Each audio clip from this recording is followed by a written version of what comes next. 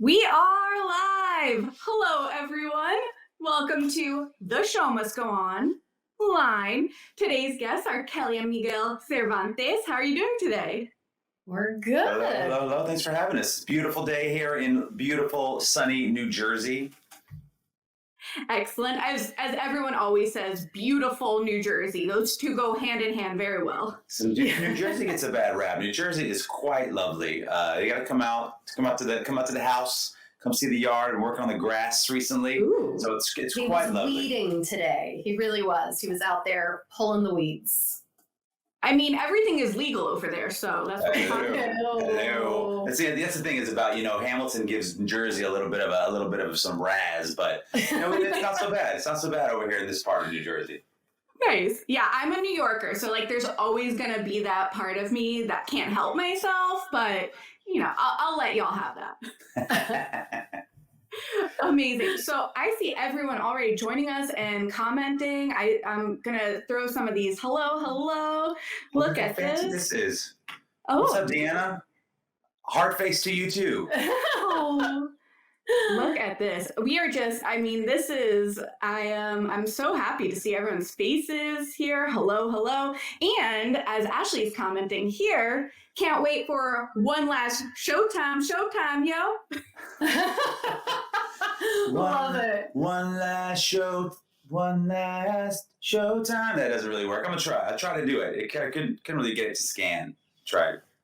I appreciate the effort. Yeah, for sure. So for anyone wondering, this is the final episode, one last time, of The Show Must Go On line, which is so exciting, and I couldn't have asked for two better guests. Asked to be better guests on your last show. Is that what you're waiting for us to say? Because I was ready. Yeah. Showtime. Thank you. Oh, and happy birthday, Miranda.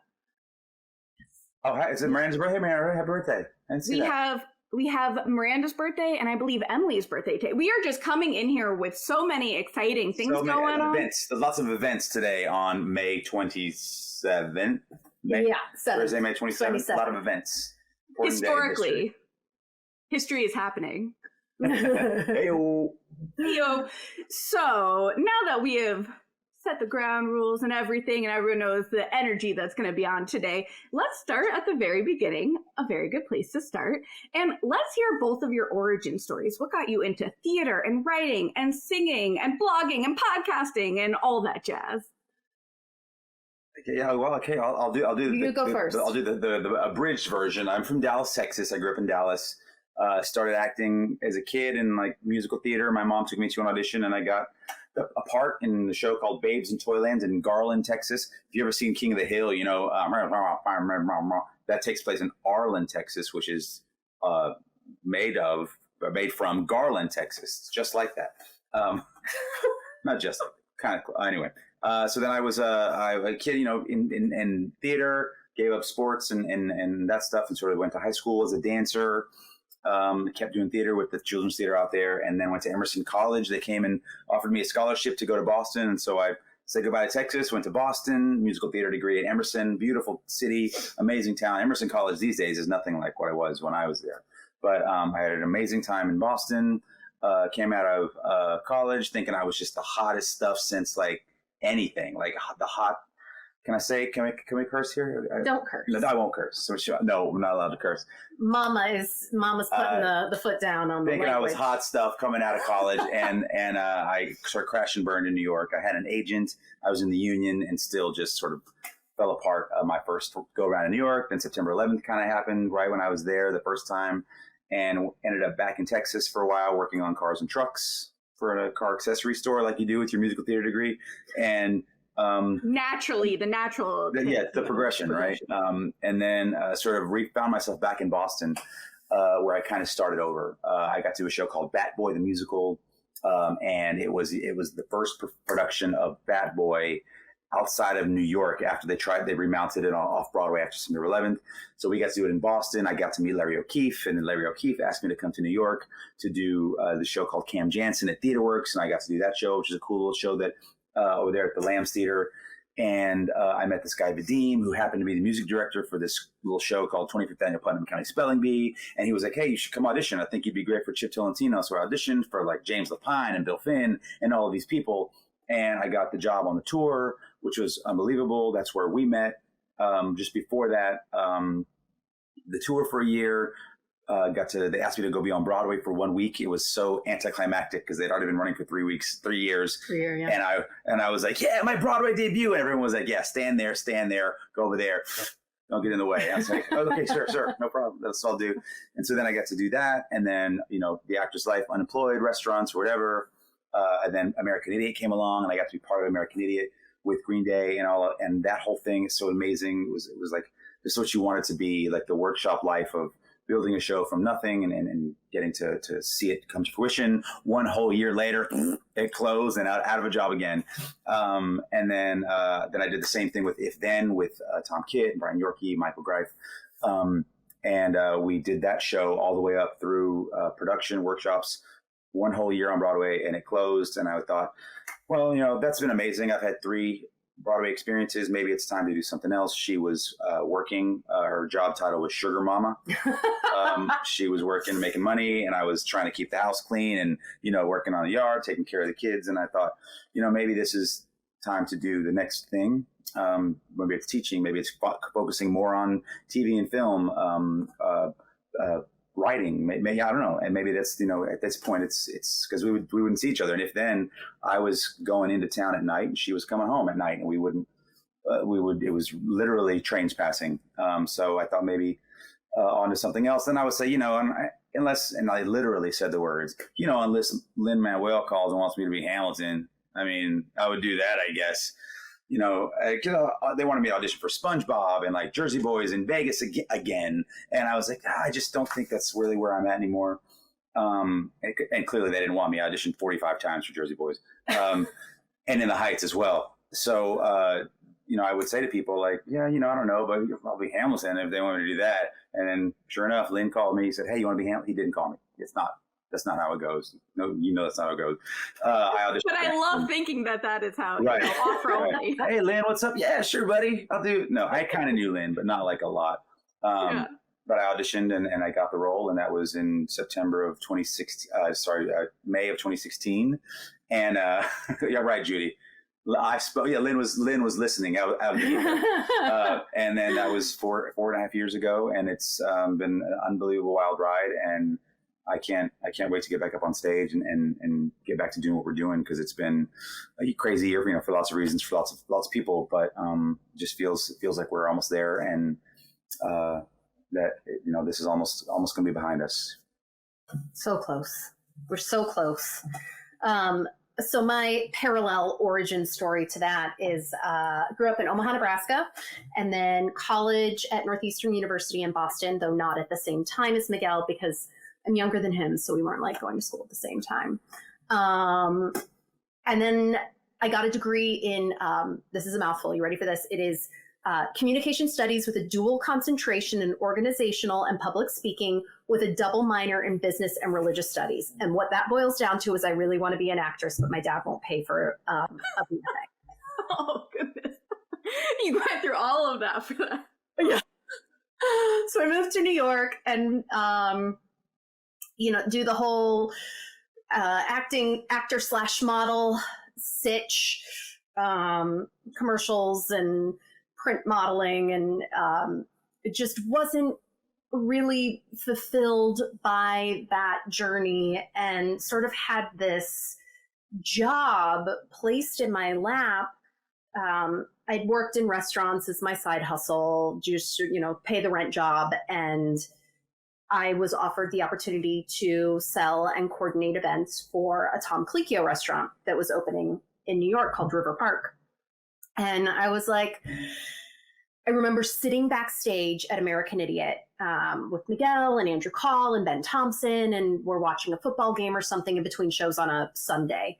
And I'm telling them about this, and I'll never forget, Andrew Call was like, if you have the opportunity to leave this business, why wouldn't you? I was like, seriously, Andrew, who has is constantly working in every show ever, including Hamilton, Chicago with Miguel. I was like, all right, I'll give this a try. And turns out making money and having health insurance is a pretty phenomenal thing. who knew? What a concept. So it's, it was nice because Miguel's career was really taking off at that point with American Idiot into If Then and a handful of off-Broadway shows. And so I could support us, and we started a family, and we had our son Jackson, and he dragged me out to New Jersey. I was also not totally in the whole New Jersey thing at the beginning. I had to be talked into it. And then we had our daughter, Adelaide, and I was in the process. I'd been with Tom Colicchio's group for 5 years, and I was going to move on to another restaurant group, director of sales, like a huge jump in my career. I was so excited.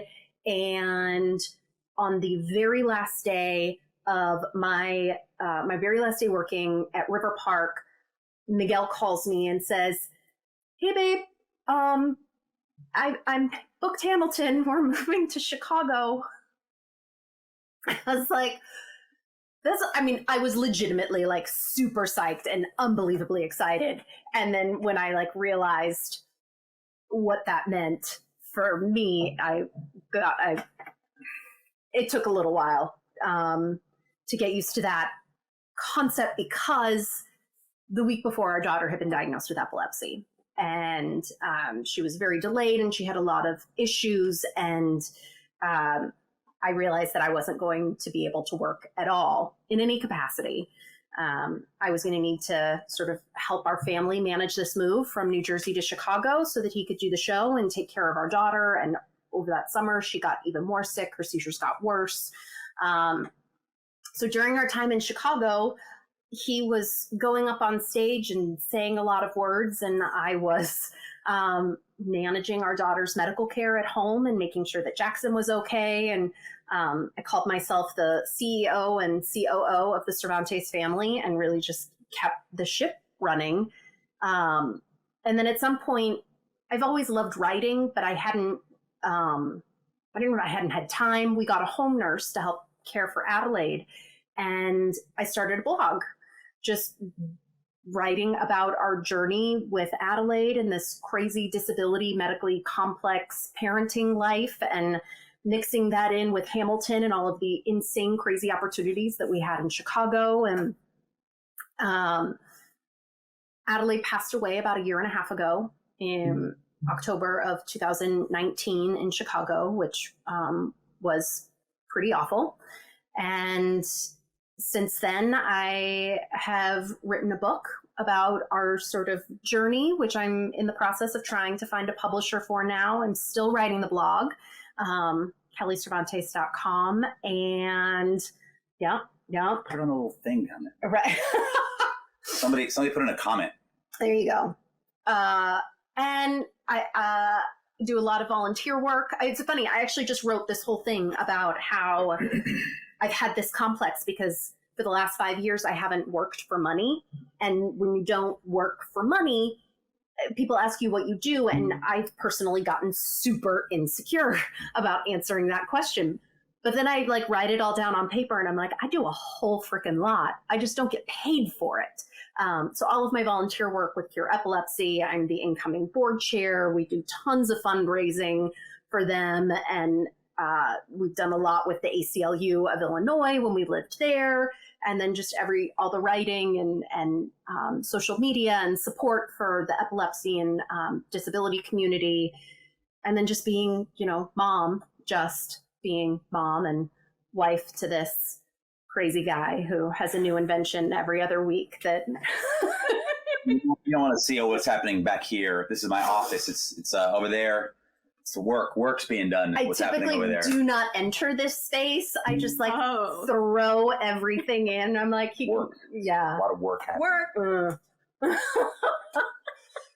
It always comes back to him. Yes. Wow. That is quite the story. And I appreciate you saying everything and sharing everything that's been going on. And when I saw that post you wrote yesterday, I was like, you do so much and you give so much of your heart and so much of everything that can't be measured in any sort of monetary gain.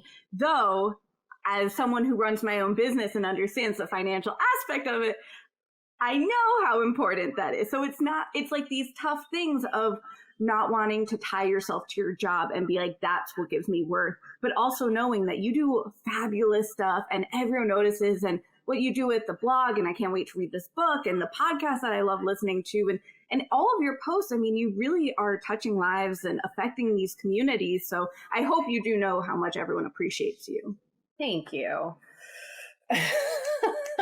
I can only do it because this one is actually working. Well, eventually come September, and making money, so that, you know, I do realize how fortunate I am and how fortunate we were that I could be home with Adelaide and that I got that time and to care for her and to sort of figure out this next phase of life now. We really are quite fortunate. Hamilton was a gift in so many ways, right when we really needed it. Yeah. Yeah, you know, I've watched a lot of your interviews throughout the years, and I've, you know, you talk about that moment of like, here is like the highest high. For anyone watching right now, can you just talk about like what was going through both of your heads as you're getting both this wonderful opportunity with Hamilton and the diagnosis with Adelaide? Yeah, you know, I talk about it a lot in terms of like opposing forces. You know, like I say, imagine holding onto a comet in one hand and a parachute in the other hand, sort of being pulled. And there's no way to not go along for the ride in this Hamilton journey. You know, I mean, it was dragging our family along in this unbelievable way. You know, people say a lot, well, what did you feel like when you got that job? Like, how did it feel? And I said, I don't know. You know, what do you think you would feel like if someone called you and said, hey, you just won the lottery? You know, what would your exact feeling, like the disbelief? Is it, now what do I do? Like, how is this actually going to affect our lives? You know, there's a lot of, it's tears and crying and screaming. But in my case, I said, right, what does this actually mean for us in terms of how it's going to shape us? And with this thought of, and now we are going to have this other thing happening simultaneously. And at the time, we didn't know how difficult it was going to be. We didn't understand what was happening. There were lots of questions, and our lives were filled with sort of hope that it would not end up the way it did. And that hope started shifting sometime in the middle of the time we were there to something else. So you can imagine, you know, there's part of my brain and of our life, you know, throwing pitches at Wrigley and being invited to these amazing places. So let's get our nurse and hope she doesn't have seizures while we're gone, you know. And that, so perhaps there's a part of it that, well, did we get cheated out of enjoying that life? You know, did we get screwed out of really being this rock star family, enjoying this thing? And I mean, maybe in some way, but really what happened was we were focused into a different direction that we had no idea needed us. And we became something else, and we used it. You know, I think if we don't get these kinds of options, right? But if anyone was to ever say, hey, if you could not be Hamilton and Adelaide would be healthy, would you do it? And I'm like, absolutely. All day long, like without even questioning. But those are not the choices we were given in life. And so we had to sort of take what we had and move it in that direction. And hopefully someone's life will be better because of it. And not because I was a good Hamilton. You know, I hope people think I'm good. I hope that that's the case. But more importantly, that the work that we were able to do and the message that we were able to give can do something good or do something out in the world that wouldn't have gotten done before, you know? I mean, I will also say you are a fabulous Hamilton. I'll always sing your praises. I agree, but I think I'm biased. Well, thank you. Yeah. I mean, we'll just put that, you know, on a shelf right here. Like, we'll have to see. It's been a year and a half. I got to get back up there, see what's going on in here. I don't know. Woof. I feel sorry for those wardrobe people, man. There's going to be some serious costume. No, hold on. The New York Times already called us all fat. I was going to say, I don't we all know it. Listen, I'm not saying it's not true, but I'm not saying that that's not the case. I'm just saying you don't need to put it in print. I'm just saying that we have been surviving a pandemic and we have been doing what it takes. And if you've gained some weight like I have, I am just thankful for my body keeping me healthy. And that's just the message I'm trying to share with everyone. And we made it. Amen, we sister. made it. We're here. We're here. And we will be. Yes. We'll still be here on the other side. Heyo. I'll see you on the other side. I can do it too, you know. I Please. It's always welcome. I mean, we can just say them nonstop. Oh, yeah, we can't. We sure. I mean, that's the thing about, you think Lynn wrote a good show, like the Hamlet, the story, No, what he did was create catchphrases that can be used in every part of life. That's why it's so popular. Yeah, the music's fine, the story's cool, but it's the catchphrases that really are the kicker. Don't tell him I said that. I'm kidding. That's true. Soundbite musical. Soundbite the musical. Ooh, AKA wait, I love Hamilton. that. Right? Soundbite the musical. Brought to you by Lin-Manuel Miranda. And all the t-shirts that have been made with said soundbites. Yes, exactly. Well, actually, this does tie in perfectly because when I covered the CURE event for Broadway Sings for Cure, and you sang this beautiful song and you were throwing in these Hamilton references, and, you know, you do have this platform now and you're using it for good and you're getting your voice out there, both singing and advocacy. And I think that's just a beautiful and wonderful thing. Yeah, I think, you know, it especially in this year. I mean, we did it before. We did it during the show. We were able to use the platform and able to perform different things to sort of bring all the eyeballs we could. And I think that's kind of one of the benefits that Hamilton has given us. And the fact that we get to be around unbelievably talented people and to say, hey, are you busy? Would you mind helping out with this? And Poor Miguel. He's like, every time I get off a call, or he knows it comes in like cycles, and we've learned now I can really only lean on him maybe once or twice a year, otherwise, because he gets anxiety from having to ask too many favors of people. And meanwhile, I'm like, you know, whatever, just ask him. It's no bad, because zero shame, no shame, none. Kelly, I need to be more like you. Yeah. But he's like, he this one has humility, and I'm like, so we've learned how to manage that, but it's been, I don't know, you know, but the Hamilton did, it provided us with this platform. And I think for me, if we hadn't used it, I would have felt selfish in some way. Like we had this opportunity, to do something. And it's been really incredible to be able to make a difference and to raise, you know, a ton of money for epilepsy research and to bring awareness. And don't you think that there's not going to be a link in my bio on Broadway that says, hey, look at this. And it's going to be like Kelly, Shoe Caddy, Cure, whatever else that we need to have stuff out there. I mean, it's only going to last for so long. Like, let's get it while we got it. He's very good at being like the monkey with the symbols and then like redirecting. Look over here. But have you thought about this? Yeah, exactly. Yeah, and all of those links are in this YouTube bio. You can find links to Till the Calm Comes, which, okay, we're going to take a moment and talk about this because I saw your post, Kelly, earlier about how, like, you know, people need to subscribe to Miguel's YouTube channel. Y'all, I would love for you to subscribe to mine, but truly what's important here is, like, right after this, go to Miguel's YouTube channel, which is linked in this story, and go follow, because that way when you watch, there's one whole video up there. It's the video that we made. Maybe I'll make more this year. I don't know. I'm not good at like that sort of thing, but this video they made is just gorgeous. That they made for us, and they did it for free out there in Chicago, and it's amazing. And I'm like, if there's a way to just, and I didn't realize that I wasn't doing it. I thought we weren't. And so if there's a way to just sort of siphon some money off of the YouTube universe and send it to Cure for doing nothing but listening to the cool song, then I think we got to do it. So I got to post it on my Instagram also to do it as well. He's the worst at social media. He's painfully off. And it's a lot of work. It is totally a lot of work. I get it. It's like, it makes me sweaty just thinking about it. I'm like, just do like one post every so often. Do like a screenshot of the YouTube channel. Be like, go listen here, subscribe, and people will. You're right. That's easy. I can do that. I'm still Kelly, I'm just trying to have your back. You won't do it.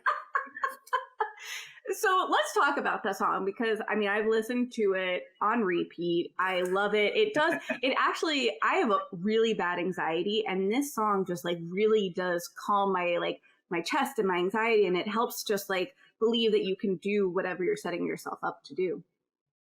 Yeah, I was, Kelly was putting together the first CURE Gala in Chicago in 2016. Not the first that Sorry, we were involved in. Our first experience with a CURE Gala. They'd been doing it for a while. But so this producer named Ira Antelis in Chicago, we met I did an appearance somewhere in Chicago, and he said, "Hey, have you ever written any music?" And I was like, "No, not really. I kind of have an idea for a song, but I don't really. It's not really kind of what I've done, And he said, "Well, let's get together and see what we can do." And we sat down, and he played some cool chords, and I took him home one day, and I just wrote these words, and it all kind of came out. It was very easily. I was like, "Wow, songwriting's easy." I don't think that's how it always happens, but this one did. And I sent him me sitting with the recorder and singing the words, and he went, "How did you do that?" And then we flew to Nashville, and those unbelievable musicians just laid down this. And what is the song about, dear? I'm working on it. I'm going there.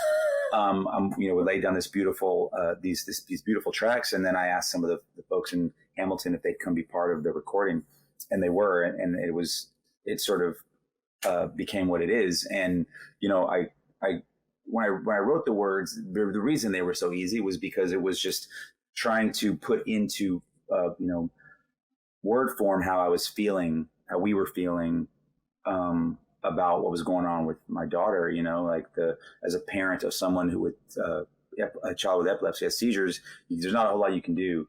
There's some things that work, but mostly just waiting it out and waiting for it to pass is the most common practice of what happens. And our fight is to hope that we find a cure so it doesn't happen anymore, because when it does happen, you just have to wait it out. And then there will be a time of fierce, this violence, and then it calms down. And so you're always hoping for this calm to come. And,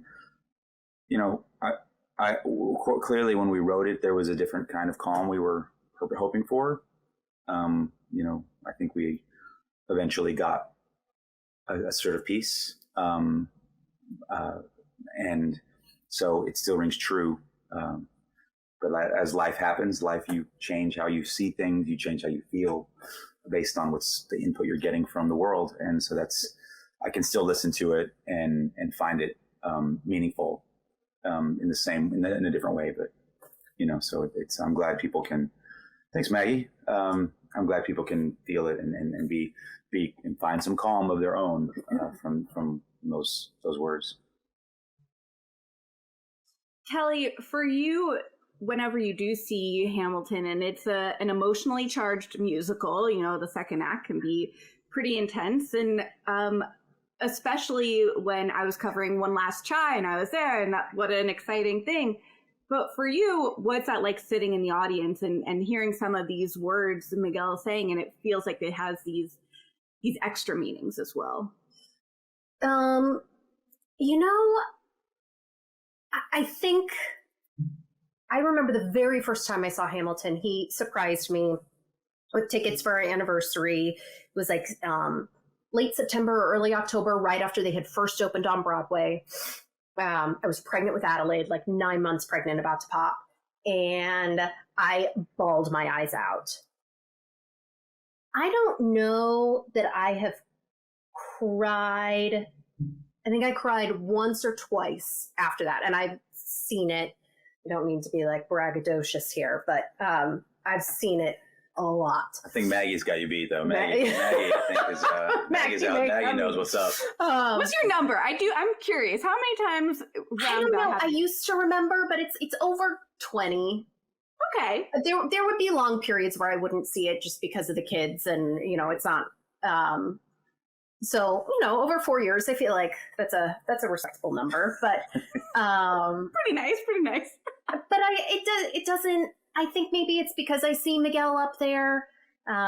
after Adelaide died, I went and saw the first performance that Miguel did going back, just to sort of be an emotional support.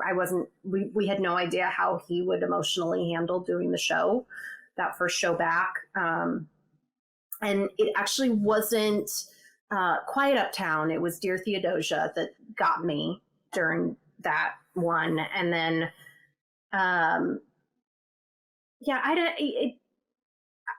I know that Miguel does this too when he performs it, but I don't, for whatever reason, I don't reflect on our personal life. It feels very separate. I think perhaps because we just had to function that way, we had to compartmentalize the two experiences.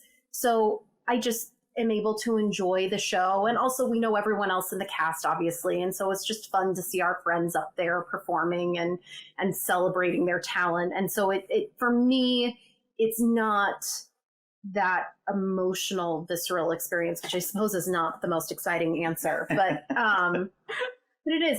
There's a compartmentalization there. I think maybe that's what I get cheated out of, is having that really emotional response to the show, and I don't have that anymore. Yeah. I mean, I think it's healthy, however you handle it and enjoy it. The fact that you're able to still enjoy it, and that it's, a lot of people talk about like, oh yeah, I was in a musical, and you want it for 1 year or whatnot, or to see the same show over and over again can be a lot, whether you're in it or as a significant other. So, it's nice that you're still able to see it. I'm at 8 times, so that's not too shabby. No, that's pretty good. All over, or like lots of different? All over. We've got Broadway, Chicago twice. Oh, what? Pretty awesome. Oh, London, Puerto Rico with Lynn on his birthday. Oh, wow. Woo! Yeah, that was quite something. And yeah, there are some people saying they've seen it 25. I know, personally speaking, my boyfriend has seen it 48 times. Wow. Yeah. Wow. Yeah. So we're hoping that like once he gets to 50, the other 51. Yeah. People spend their money on what brings them joy, and Hamilton brings them joy. Amen. So. Amen to that. Amen to that. Yeah. So for you, we're gonna just, we'll talk about this one more child moment for a few more minutes, and we'll kind of push past that. But it was being in the room where it happens. Yeah.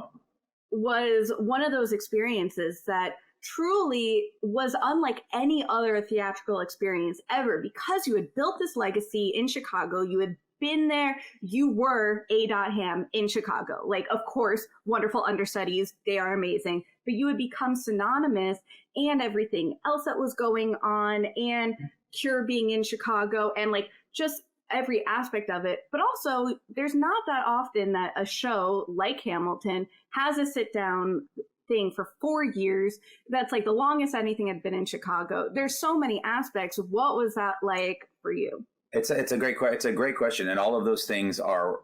I actually thought about this the other day because I was talking to somebody about going back to Broadway, right? And I saw Lynn's last performance on Broadway. I was there. I had taken over for the understudy, and I was in rehearsals. So his last performance was the week before I would start as the understudy when Javier moved into the role. So I sat there and watched this thing happen when he came out, and it was just like the walls were shaking, and it was this whole thing. And I was like, and he clearly deserved all of that, and he like, and the thing about watching Lynn do the show that's so unbelievable is to watch it and understand that everything that's happening up there came out of his brain, right? So there's no world in which I could ever do that. There's no world in which any of us could ever be that. Like he will always hold this magical quality as Hamilton and as the creator of the thing at the same time. So watching that happen, I thought, wow, that's pretty fantastic, to witness that. And then, like you're saying, we created this thing in Chicago, and it felt personal. It didn't feel like, oh, we're doing this cool show and the city likes the show so much. Like, we became part of the city, part of the community, the ovations, when I came back after Adelaide died was very much like that too. That wasn't I stood there for, I don't know, it was, whatever it was, 15 or 20 seconds. And that ovation was not for Hamilton or for, the beginning of the show. It was for me and Kelly and my family, and that was real. And that was a real moment. And I was like, okay, get out of this. You actually have to go do the show. Right. So that was the first time that happened. And it happened, people would cheer and it's very exciting. It's a very exciting beginning of a show. Then this one happens. Right. And we all kind of knew that it was going to be kind of out of control. And then it happened. And I couldn't wrap my head around, like, it was just thoughts were swirling about the first time we went on the show. And Lynn called me before that show and I talked to him. I was sitting outside on the little planter box thing. I said, and he was like, "What's up, man? How you doing? How you feeling?" I said, "Dude, I don't know. Just so many things are happening." And he said, we chatted for a minute and he said, "Let me tell you something. I don't remember any opening nights. I just don't. They're all there, but there's nothing specific about very many of them. I remember all my last shows, every single one." He says, because there's the nervousness of doing the show for the first time has faded. And now there's a different energy. And that's true. Like, I remember so many things about that show and about specifically that evening and things that I felt and things that happened. And that ovation, I stood there and I kind of laughed for a minute. And I looked around and I thought, I have to shut this down soon because we have to continue the show. But it was like 45 seconds, which on stage is an eternity. And it was such a beautiful closing to the life that we had created there, as the cast, as the family, as the show, as this family, as this of our story there. And and then that was our beautiful Hamilton moment. And then, you start on Broadway, you're going to do this thing. You just jump on the train that's moving along, and it'll be very exciting for us, but it'll just be Hamilton again. For everyone else, not so fast. Now, September 14th will come, and there's going to be this whole other story that's being told. And so I will hopefully be in the room where that happens again. And this one will have nothing to do with us. It will have to do with everybody, everyone in that theater, everyone that's ever set foot on the stage, everyone who's ever been on Broadway. Like, that's what that energy will be. And so, and I will be there for that one too. And so it's really, it makes me kind of all emotional just thinking about that. Like, those are singular moments in life that just doesn't happen. And we're going to be able to do a couple of them, So exciting. I prepared something that I had filmed and I'm going to share with everyone. These are the final curtain calls at One Last Chai. Take a look.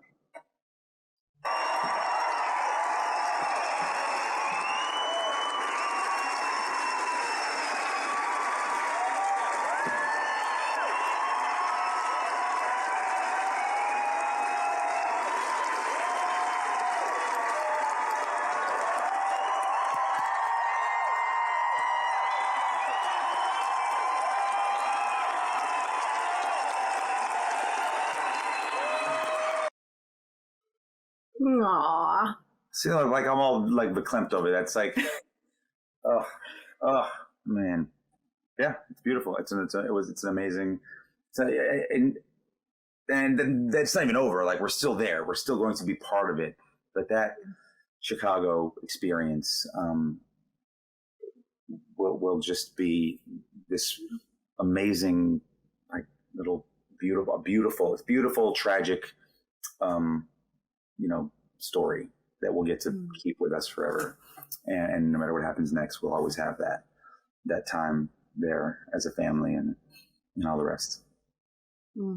Beautiful. Yeah, that was definitely an emotional experience for everyone in the audience. I couldn't imagine being up on that stage, and I'm grateful that I've gotten to know both of you and have been able to be there for that. It was really special. Thanks for being so supportive. I love it. Yeah. Thank you so much. Thank you. So, we've got Lynn saying, not Lynn, Manuel Miranda. I was there and so blown away by the affection shown to Miguel and all. So true. You could just feel the love. I mean, it was electric. It felt like a rock concert. Yeah. Like, it felt like the Rolling Stones. I've been to a Rolling Stones concert. I don't know what the equivalent is, but it felt like the electric energy rock. Like, it just, that doesn't happen in musical theater. I mean, not often anyway. And it was like, that's what happened when Lynn went on stage, and we are not Lynn. That is not who I've never thought. We developed a really special relationship with that city, with Chicago, and it was really difficult to leave. And, you know, when we were coming home, we were coming back to New Jersey, back to New York, where we had lived prior to going to Chicago. But it was, that city had supported us and been with us through 4 of the most beautiful and difficult years of our life. And there will just always be such a special place in our hearts for that city. We loved it. Yeah, it showed. It really showed that there was a whole community. And Derek from Chicago saying, we miss you in Chicago. Oh, thanks, Derek. Thanks, Derek. Yeah. So I was thinking this might be a nice time. I know you've got your guitar. Maybe we'll hear a little something. How did you know? It's just sitting right here. Just right there. Just a little guitar here. We'll scoot out of the way here. I'm taking requests. What am I going to sing right now? Ooh. I don't know. I mean, I think... Yeah, no, please. No, it's like, I think I'm going to sing 3 songs. 3 songs for you right now. 3 Hamilton songs. All in one. You ready? You have a line here, though, so I'm going to point to you for you have your line. I think you're going to do very well. Ready with this? Well, the word got around. This kid is insane, man. Took up a collection just to send it to the mainland. Get your education, don't forget from what you came. And the world's going to know your name. What's your name, man? Yeah. You know how many times I've done that, and it's been a disaster. It's really not worked out well like that at all. So that was very good. It goes, Alexander Hamilton. My name is Alexander Hamilton. And there's a million things I haven't done. But just you wait. Whoa, whoa, whoa. Whoa, whoa. Whoa, whoa. Yeah. Whoa, whoa, whoa. Whoa, whoa. Whoa, whoa. Yeah, I imagine death so much it feels more like a memory. Who's it gonna get me in my sleep? 7 feet ahead of me. If I see it coming, do I run or do I let it be? Is it like a beat without a melody? See, I never thought I'd live past 20. Where I come from, some get half as many. Ask anybody why we're living fast. When we laugh, we chew a blast. We have to make this moment last, and that's plenty. Trash that. This is not a moment, it's the movement. Where all the hungriest brothers with something to lose. When foes oppose us, we take an honest stand. We roll like Moses, claiming our promised land. And if we win our independence, is that a guarantee of freedom for our descendants? Or would the blood we shed begin an endless cycle of vengeance, death, and no dependence? Let me tell you what I wish I'd known when I was young and dreamed of glory. You have no control who lives, who dies, who tells your story. I know that we can win. I know that greatness lies in you. But remember from here on in, history has its eyes on you. Whoa, whoa, whoa. History has its eyes on you. Whoa, whoa, whoa, yeah. I'm past patiently waiting, I'm passionately smashing every expectation, every action's an act of creation. I'm laughing in the face of casualties and sorrow, with the versions I'm thinking past tomorrow, and I am not throwing away my shine. I am not throwing away my shine. Hey, yo, I'm just a country, I'm scrappy and hungry, and I'm not throwing away my shine. I am not throwing away my shine. I am not throwing away my shine. Hey, yo, I'm just a country, I'm scrappy and hungry, and I'm not throwing away my shine. Whoa, whoa, whoa. Whoa, whoa, whoa, whoa, yeah.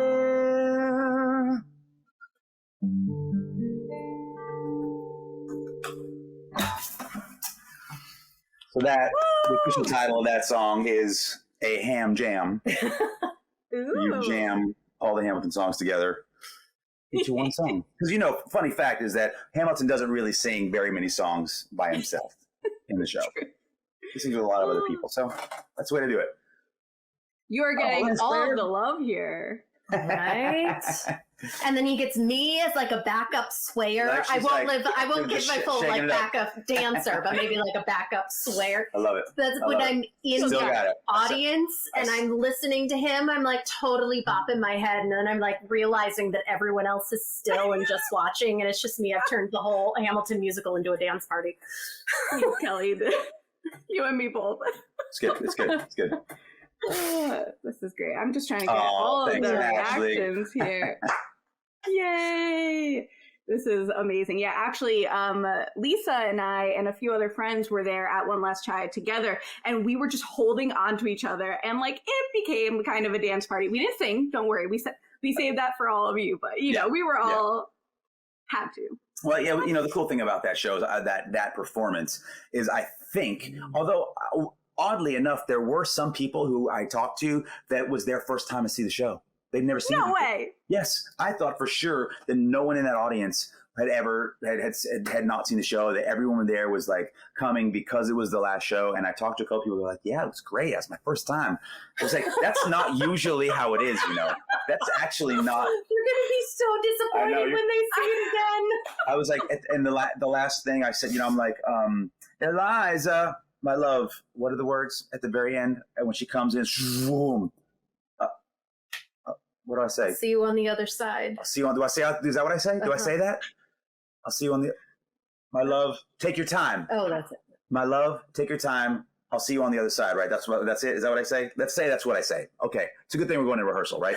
And I waited it felt like a year.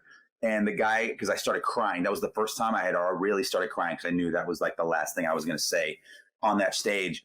And I was like, and the guy in the mat and the sound booth, he's like, yeah, I heard you crying, so I turned your mic up.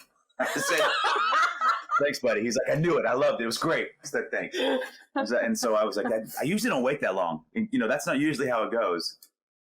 Wow.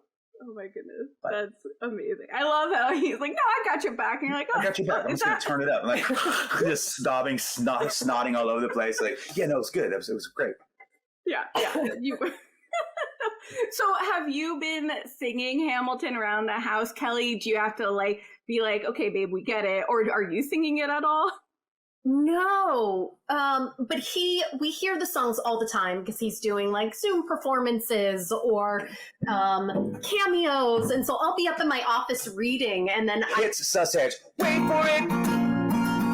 I am the one thing in life I can control. Or la da da da da da da da da ya da da da da da ya da. Or other greatest hits like there are moments that the words don't reach. There are times to as high on as high as you can. Right? What other ones I do? I don't know what else I do. I think that's it.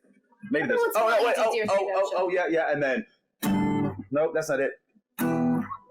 In the eye of a hurricane, there is quiet for just a moment. A yellow sky. So I've had to actually remember all the words to these songs when I do these concerts. But his guitar playing has gotten significantly better during pandemic, I will say as well. Wow. Also meaning it wasn't as good before. That's what she just said. Yeah, we're here. We've had a lot of practice. Oh, thank you. Someone said Derek's cameo. What did I do? Yeah, we did a little. So the Showtreons, the bwaySHO Patreon squad, who are amazing and support, and they're all here. Yes. We were trying to think what would be a good birthday present for Derek, and we're like, we know a Miguel cameo, oh, and that's you right. blew us all away. That's awesome. Now you know my tricks, all my cameo tricks. Yeah. Y'all, book him. It's worth it. You'll be very happy. Amazing. So I want to quickly talk about everything that, we've got here. Shoe Caddy. Oh, look at that. Oh, with yeah. the visual aid coming in hot. A little show and tell, if you will. Show, it's right. Oh, yes. So is it in there? Do you have the little thing in there? The funny thing is, I mean, it's a good thing because the actual part is functionally like in the car because my boyfriend goes golfing. Being used golfing. There you go. So I played golf starting in Chicago. It was very cool. I started getting invited to come play golf, and Andrew Call, who was our king, came in and brought. And he and I friends from American, and he was like, "Let's go play golf." I'm like, "I'm not really a golfer," and then I just got crackhead addicted to the sport. But my wife will attest that I cannot keep track of any of my things. Can't keep track of it. No. He now carries a man bag, a man purse. A man satchel. Love it. And in fact, our son was playing like Fortnite or something, and one of the accessories that someone had was like, it was essentially like a satchel. It was like an over-the-shoulder duffel bag or something, but he started referring to it as a man purse because that's what Miguel calls it. True. Let me tell you something, though. It has changed my life. I didn't realize how much anxiety I was having because I never knew where my wallet was. It was probably in the pants from the night before, and my keys were probably somewhere where they might be. We had enough anxiety this last year to go around. Like, we all had enough anxiety just going outside at all. Didn't need to add any more. And I got this bag and started putting my stuff in it. Man, like life-changing. Like, I was like, why did I spend my life? Anyway, Who would have thought? So yes, immerse. You're right, immerse. So I did the same thing for my golf accessories, but in 2018, and I drew it out. Oh, where is it? Oh, shoot. I drew it out on a napkin and took it to the Hamilton wardrobe people, and with a hair clip, and so I actually found it over here the other day. A hair clip and some fabric made the first shoe caddy. And so here it is, like it's this little pouch. It's like this little pouch. You put your divot tool right here in there, and then you put your ball marker on a magnet in the front, and you've got your T's right here, right there. See that? And then it clips onto your shoelaces because you use that stuff on the ground anyway. Oh, cool. And so that's my side hustle for the pandemic. And so we just boxed up about 1,500 of them to send to Japan. I've got another few hundred sending out to different organizations for tournaments. Why is my light moving? My light's going back. It just got dark. Right? We went too long when the sun is setting. Watch this. And so then, ooh, that's too much. Too much. Turn it down. Oh God. That's better. Okay. And so it's become a cool business, and she has been like right next to my side, sort of doing it mostly because I wouldn't do it without her. Couldn't do it without her. That's kind of how I spend my whole life. But we can't do the business part together so much because I'm a little type A organized, and we would fight a lot. No. So she's a very good shoe caddy assembler. Yes. So that's good. I offer my manual labor, and then like every once in a while I'm like, but Father's Day is coming up. Are you going to like do any marketing? And right now, I'm doing it right now. I'm doing my marketing. I'm trying so hard to like let him do it. But oh God, it's But it's nice. It's cool. But honestly, it's nice to have like something else to focus my time on. And who knows, it could take off. Next year, if now more people are playing golf, some people are teaching, some people are giving, instructions, workshops and stuff like that. I've never really been like that. I like to coach my son's baseball team. I like to sort of be down and dirty, like out on the field and stuff with that kind of thing. So in here, it's and it's something I made, I'm very proud of Hamilton, right? I'm very proud of my work in Hamilton. Like it's something I will do for as long as they'll let me do it. However, like this is Hamilton, and I'm Lin-Manuel Miranda, right? I made out of my brain came this. Now it may not have all the accolades that Hamilton has yet, but it's coming, and it makes me very proud to have made something at the website, and we're selling them all over the country. Like found distributors and people to like make it, and it's like he did it. It's a real business, a whole business. It's pretty impressive. I'm pulling this up here so we can. Let me see. Oh, this is very long. Your website for. Let me see if I just type in shoe caddy. Yes, shoecaddy.com. SHUCADDY.com.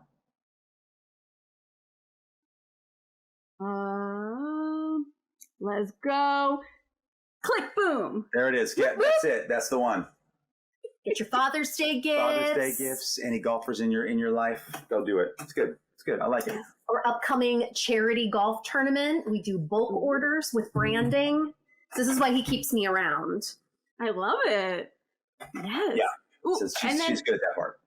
I'm the not so handsome face anymore. She's the brains. Oh, Miguel. It's been a while. Hamilton was a year and a half ago. I'm still young, scrappy, and hungry, right? Ayo, very much. We can't wait to see you back on that stage. Very excited. Also, your adventures with, let's talk about the coffee, which is so amazing, Adelaide's blend. How did that come about?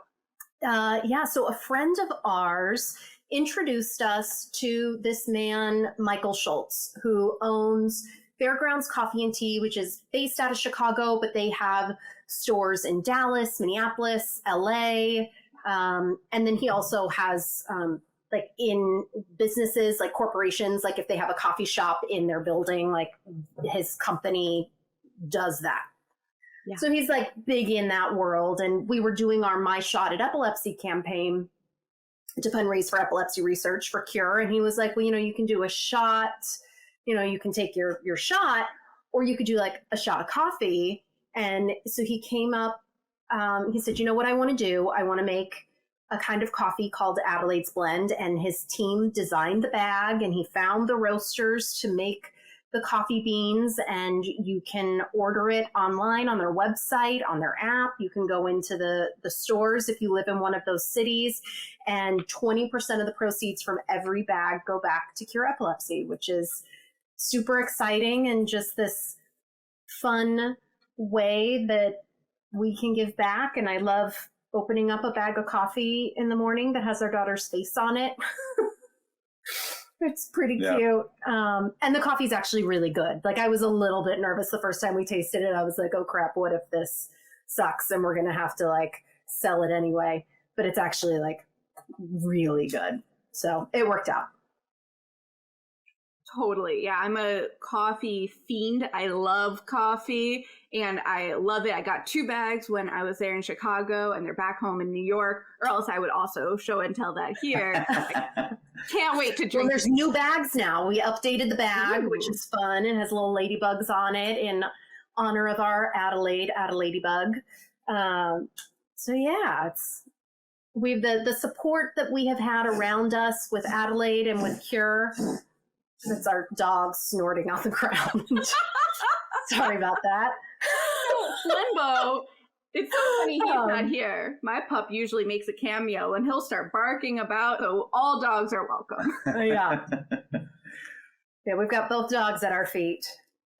Oh, so cute. But yeah, no, we've been so fortunate to have so many people rally around us and want to join us and support us in finding a cure for epilepsy. And, the 1 in 26 people in the world will be diagnosed with epilepsy. It isn't this rare disease. It's just really difficult to understand because it affects everyone differently. You can have a child like Adelaide who it takes her life, or you can have someone who is fully functioning like Kurt Eichenwald, who has written so many movies and books.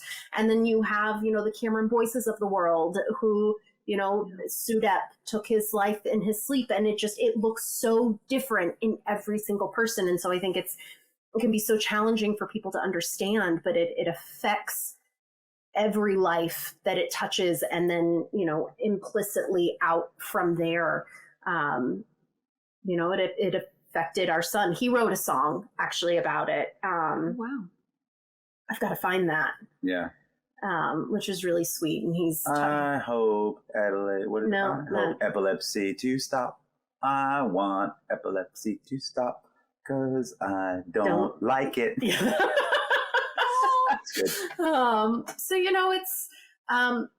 it's a big deal, and it's out there, and it doesn't get the awareness. It doesn't get. People who have it, who are very high functioning, are embarrassed to talk about it. There's still so much stigma, and it was easy for us to talk about it because it was our daughter, and she didn't really have a say in it. But she wasn't going to hold a job. She wasn't going to get married. I didn't have to worry about how it was going to impact her life in those ways. And so I feel like we just have this unique position where we can talk about it and we can shine this spotlight on just how devastating seizures and the side effects from the medications and all of these things, how important it is and how much people need to care. 100%. Yeah. And Seizing Life, the podcast that you host with Cure Epilepsy, truly has informed me on so many things. And I agree that we should all have this training so we know what to do. In one of the latest episodes, you were talking about this bill being passed and it should be all over. And it just is surprising that we don't know exactly what to do. And that could save someone's life. Yeah, absolutely. Yeah, the podcast is called Seizing Life. Cure Epilepsy produces it. I just have the honor of hosting it. And she's good at it too. She's real good. Very good.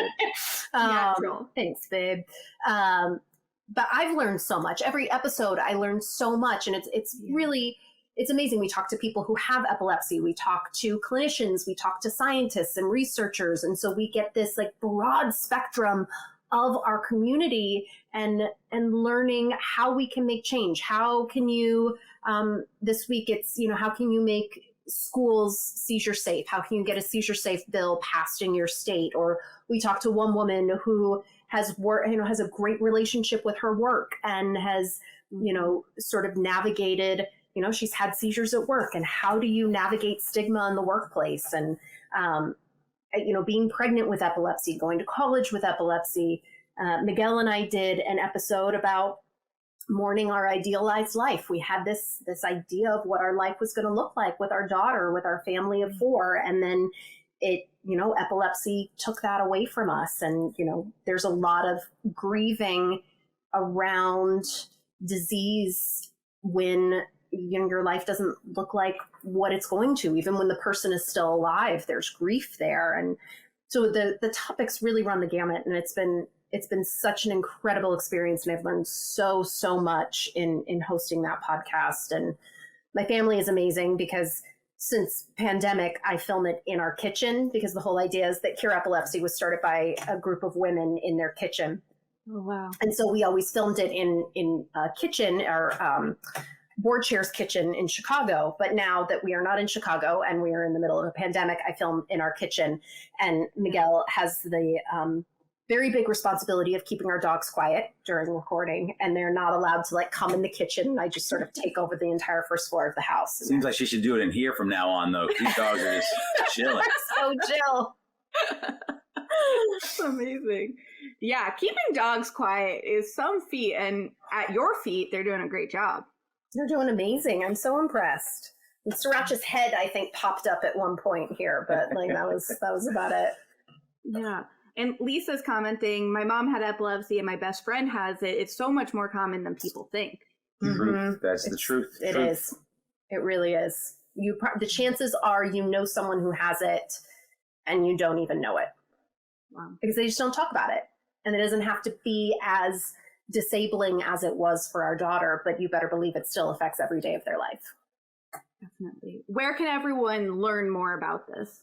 So CureEpilepsy.org is the organization that we work closely with. They are the largest non-governmental funder of epilepsy research in the world. Mm-hmm. And while that's an incredible title to have, it is the amount of money that they've put toward epilepsy research. I'm not even going to put the number out there, but it's in the tens of millions. Maybe we reached 100 million around the time of the 20th anniversary. And it is, it just pales in comparison to what is needed and to what other diseases are getting. And so yeah, go there, learn about it. That's where the podcast is. Learn more about epilepsy, and our family's journey is up there as well, along with so many other people. The organization is doing incredible work and truly pushing research forward. Yeah. Wow. That's incredible. Thank you. And I see Claire, who's in the UK. So this is interesting to see it from another country. I'm a teacher in our school. Every member of staff has completed full epilepsy training to know what to do should any child ever experience a seizure. That's amazing. It's good. That's what we need here. Right now we're working on it state by state. There's like 10 or so states that have it. Illinois does, New Jersey does. I don't know if New York does. We got to work on that. Definitely. I mean, it's the greatest city in the world. We got to keep it that way. Hello. Hey. Hello. Work. We got to work. I'm working on a man and I work. See, everything. Lynn knew what he was doing. I think he did. I'm pretty sure he did. So y'all partner, and we're going to wrap things up in a moment, but I just want to make sure everyone knows everything that they can do to support y'all and supporting epilepsy through things that you're doing. So can you talk quickly where everyone can find the coffee, the lip gloss, the shoe caddy, YouTube, I mean, all of those things? Yes. So first thing, subscribe to my YouTube channel and just watch the video and see what happens. I don't know. We'll see what happens. Well, I don't know how that works. Where's the coffee being sold? Fairgrounds. I don't know. Search up Fairgrounds Coffee and Tea. I forget the actual link. Fairgrounds Coffee. Fairgrounds Coffee out of Chicago. And there's a link to Adelaide's blend there. CureEpilepsy.org is always a good place to go. You can make a donation in memory of Adelaide. We have a fund sort of set up through there. You just say you want to make a donation. It'll ask you if you want to make it in memory of anyone. SHOcaddy.com, that great company, will be making a yearly donation to CURE based on sales. We're not rolling in the cash right now. But if we do, we're making annual donations to CURE. I'm trying to convince him to come out with a purple shoe caddy. I don't need to be convincing. We're working through things. I'm not fighting. We're working through different aspects of the company. But if we get to a certain level, we're going to start making charitable donations. So that'll be really awesome to be able to do that. And then my blog is KKellyCervantes.com. Pre-order the book. There's nowhere to do that. You can't pre-order it. There's nowhere to do it, but do it anyway. Like type something and send an email. Fingers crossed. If anyone knows a publisher who really wants to buy my book, send an email to some blah blah blah publishing. Say I'd like to pre-order Kelly's book. Yeah. They're gonna ask you what you're talking about. Just go with it. Just keep going, Hey, at the Drama Bookshop, I'm going to manifest that we can buy it at the Drama Bookshop in the near future. There we go. Okay. And then, follow along on our social medias, at KellyGC11 on Twitter, Facebook, and Instagram. And what are you? Mig.Cervantes Instagram. Is that what it is? Yeah. I think so. At Mig.Cervantes. It's been so long since I've gone on that thing. He's the worst. He's the absolute worst. I'm going to give you that. Listen, we just finished renovating our bathroom. Andrew call, get her done. No. You get that wrong every time. Handled it on Instagram. Handled it. He's now contracting. He's very good at it. Oh, wow. We just finished his bathroom. So I'm going to take some pictures, do like a before and after thing. And then I'm back. It's going to be great. We'll see. Sounds amazing. Yeah. Anyone looking to pick up a social media, although the problem is that I can be like, sure, anyone want to do Miguel's social media, but he will not send you any content. Then they quit because they're like, he doesn't do anything. He's boring.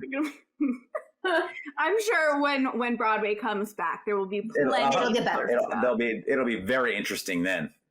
That'll be very interesting things happening around that. So I'm banking on that for my Instagram fodder. There you go. Fodder, that's the right word, right? Fodder. Yep.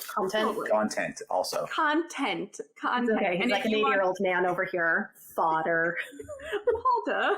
You want to see my folder? So, yes, it is. It's a great word. For my quick little plug, and now this lighting, it's just like all over the place. You know what? I'm just going to say this. The world is moving while we're all enjoying each other's company. The world turned upside down. The world turned.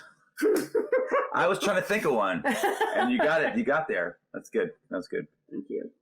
I have this little Linspiration here, if you will. That's good. There you go. Like I like It's that. from T. Rico. I didn't create this. T. Rico's like Lynn's, little, it's not so little. T. Rico is, Lynn and In the Heights and Hamilton and all of those things. It's his company. So it's very nice to have a little. I think maybe we need a T. Rico shoe caddy. What do you think? Ooh. I think that's a partnership that we can definitely find There out. you go. We should talk about that. Putting that out in the world now. Putting that out there. Yes. Perfect. Well, y'all can find me at bwaySHO. That's bwaySHO. Like Broadway, show Shauna. As you see here from this wonderful banner made by Chelsea Hill, aka Illustrating Diva. And y'all can also find me at bwaySHO Podcast for all of your bwaySHO the podcast needs, which is now on the Broadway Podcast Network. Hey. Very exciting. We just had our launch party. Fergie L. Philippe was there from famous Hamilton fame. Yes. All right. Oh, I miss these people. I can't wait to see them. I'm gonna try to do a barbecue. Everyone's invited. Ooh, that sounds like fun. Come on down. Okay, our house is not that big. Well, that sounds perfect. Is there anything else that y'all came into today wanting to say to all your fans out there? No, that seems pretty action packed. I think we covered it all. Covered it all. Well, I appreciate you both so much. You've just been a delight, and I appreciate you so much. Well, thank you for your support. Thanks for being. Thank you for coming out and covering Broadway Sings for Cure, and just for being cheerleaders of our family. And we appreciate you and your friendship and your companionship with us. Thank you. Very, very kind of you to say. And I look forward to seeing y'all on Broadway. Amen. Yes. Very soon. Mwah. Bye, everybody. Thank Take y'all. care. Bye. See you Bye. at the show.